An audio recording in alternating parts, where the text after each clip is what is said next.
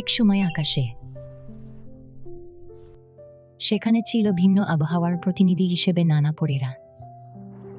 সূর্য পরী তার উষ্ণ সূর্যরশ্মি ছড়িয়ে দিত, বাতাস পরী সুমিষ্ট বাতাসের আঁচড় টানত, তুষার পরী সাদা তুষারকণার চাদর দিয়ে পৃথিবীকে ঢেকে দিত,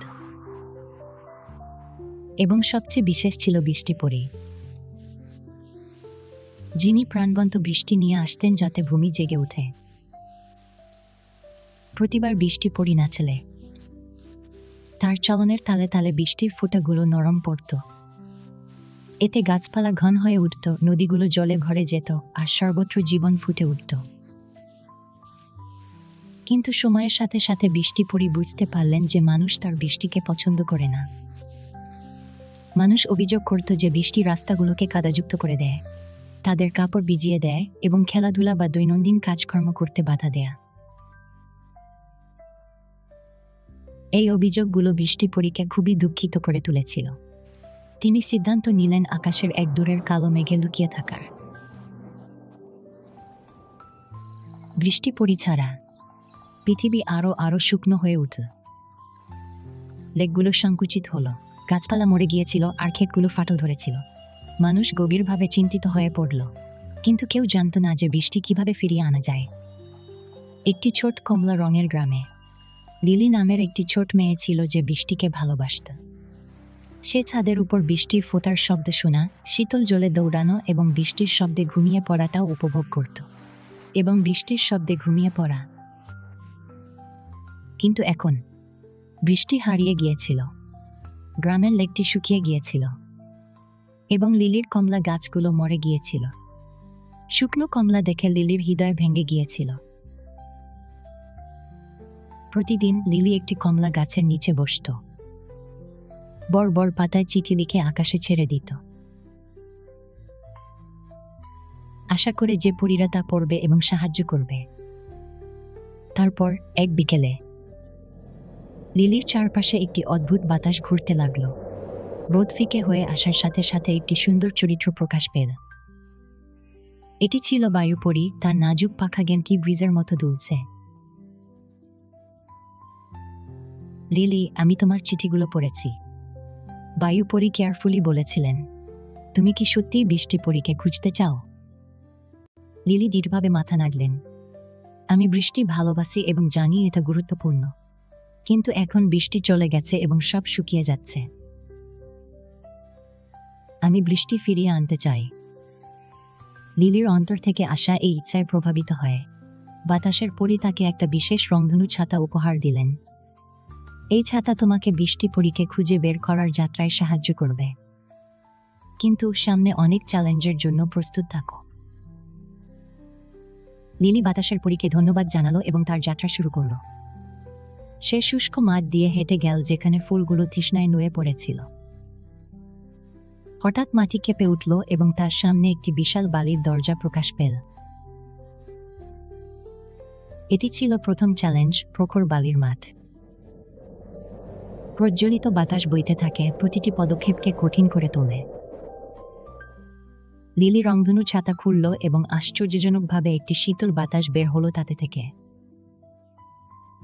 এতে তার প্রখর মরুভূমি পার হওয়া সম্ভব হলো, তা পিছনে ফেলে। লিলি একটি বন্যপ্রাণ বনে পৌঁছালো, যেখানে গাছগুলোর ছায়া হারিয়েছে এবং শুষ্ক পাতাগুলো মাটি ঢেকে দিয়েছে। দূরে সে আকাশে একটি কালো মেঘ ভাসতে দেখল। লিলি মেঘের দিকে দৌড়ালো, কিন্তু পথ আটকে দেওয়ার শুকনো গাছের সারি দেখে থেমে গেল। হঠাৎ শুকনো লতাগুলো সরে গিয়ে তার পায়ে জড়িয়ে ধরল, যেন তাকে থামিয়ে দিতে চায়। গভীর একটি শ্বাস নিয়ে লিলি তার রংধনু ছাতা খুলল এবং আস্তে আস্তে ঘুরালো। আনন্দদায়ক আলো ছড়িয়ে পড়ল। এর ফলে লতাগুলো শিথিল হয়ে পিছু হটল। লিলি তার যাত্রা চালিয়ে গেল এবং একটি বিস্তীর্ণ নদী যায় পৌঁছালো যা শুকিয়ে গেছে। পিছনে আঠালো কাদা রেখে ক্রস করার জন্য কোনো ব্রিজ ছিল না।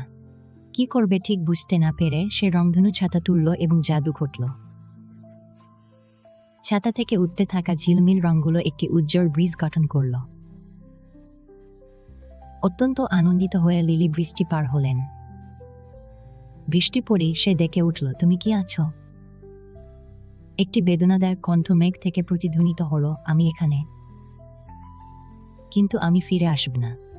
কেউ আমাকে পছন্দ করে না।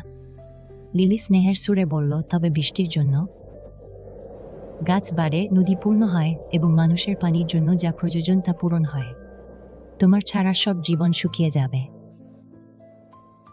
বৃষ্টি পড়ে দ্বিধায় পড়ল, কিন্তু সবাই সবসময় আমার বিরুদ্ধে অভিযোগ করে। লিলি হাসল, সবাই নয়, আমি বৃষ্টিকে ভালোবাসি। বৃষ্টির ফোঁটার শব্দ আমার খুব পছন্দ। বৃষ্টিতে নাচতে নাচতে আটকে বৃষ্টির শীতল ফোঁটা অনুভব করা অসাধারণ। বৃষ্টি পড়ে মুগ্ধ হয়ে গেল। তার গাল বেয়ে এক ফোঁটা অশ্রু নামল এবং জাদুকরীভাবে তা একটি ছোট্ট বৃষ্টির ফোঁটায় পরিণত হল। কমলা গ্রামে প্রথম বৃষ্টির ফোঁটা শুষ্ক মাটিতে পড়ল, ফাটল ধরা মাটিকে নরম করে তোলা। মানুষজন উল্লাস করল আর বাচ্চারা বৃষ্টিতে নেচে উঠল। তাদের আনন্দ দেখে বৃষ্টি পড়ে হাসল। হয়তো আমি আবার চেষ্টা করা উচিত। সে নরম হাত তুলল, আর শীঘ্রই আকাশ প্রশান্ত বৃষ্টি দ্বারা আবৃত হয়ে গেল। ফুলগুলো আকাশের দিকে প্রসারিত হলো ক্রিস্টালের মতো পরিষ্কার ফোঁটা ধরতে।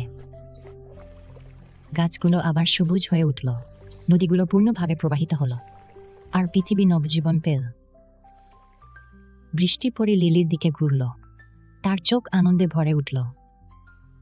ধন্যবাদ লিলি, তোমার জন্যই আমি ভালোবাসা অনুভব করেছি এবং আমার উদ্দেশ্য আবিষ্কার করেছি। লিলি হাসল, তুমি ফিরে এসেছো দেখে আমি খুব খুশি। একটি হালকা বাতাস লিলিকে বাড়ির দিকে নিয়ে গেল। সে জানালার কাছে দাঁড়িয়ে বৃষ্টির ফোঁটাগুলোকে বাইরে নাচতে দেখছিল। আকাশে একটি উজ্জ্বল রামধনু প্রদর্শিত হল, যেন এটা উপর থেকে একটি উপহার ছিল। রাত নেমে এলো। লিলি বিছানায় উঠল, তার ঠোঁটে একটি নরম হাসি খেলা করছিল। সে জানত প্রতিটি বৃষ্টির ফোঁটা এক একটি মিরাকেল, এবং যে প্রত্যেকে তারা যত ছোটই হোক না কেন, পৃথিবীতে তাদের নিজস্ব একটি বিশেষ স্থান আছে। এবং বৃষ্টির ফোঁটার শান্ত শব্দের মাধ্যমে লিলি শান্তিপূর্ণ ঘুমে ভেসে গেল।